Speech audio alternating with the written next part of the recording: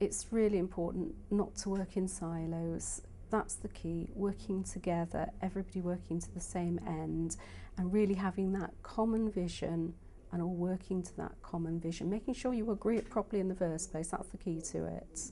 How we worked developing our strategy was to put it into themes, and you can have a number of themes. It will depend on your area. For Cardiff, obviously heritage, events, sport, the cultural side, all of that's very important. If you're in another part of Wales, it may well be outdoor adventure activities are very key. So it's got to be what actually fits your area, fits your visitor group.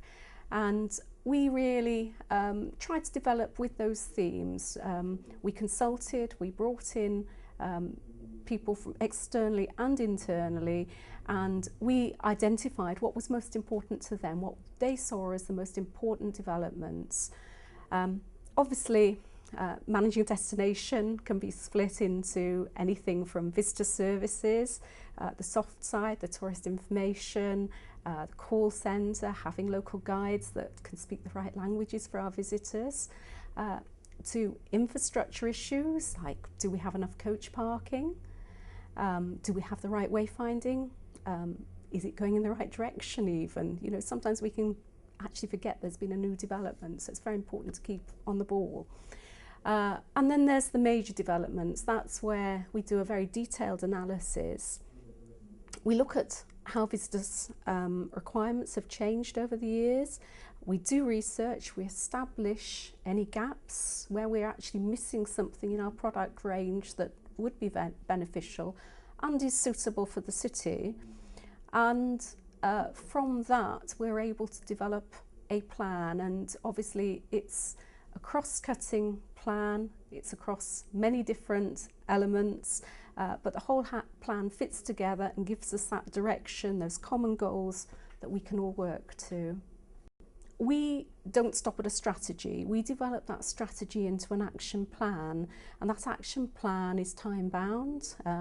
I'd suggest we tend to work to a 5-year programme, and we will highlight priorities in terms of what's doable and what's logical, what can actually be delivered in time scales, and we put names to that.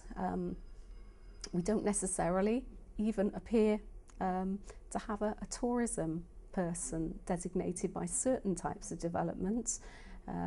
Others will have a partnership arrangement, but we will always put names and time scale so that people know exactly what they're responsible for, and we'll work together to deliver that. In developing any tourism strategy, it's really important to establish where are we now, where do we want to be, and what do we have to do to get there. So it's identifying those gaps. Research is very important, and that must be looking at what tourism is worth to the city, what any new development would be worth, doing a detailed feasibility plan with the economic impact assessment going with it. Also getting visitor perceptions, not necessarily just when they visited, but those who haven't been to visit. We need to know what they think of the city, what's wrong with the perception, how can we change that. As you probably understand, in Cardiff we have a split. I use that word very loosely because it's not really a split. Cardiff & Co undertake the marketing activity so that they can be fleet of foot and get on with the job.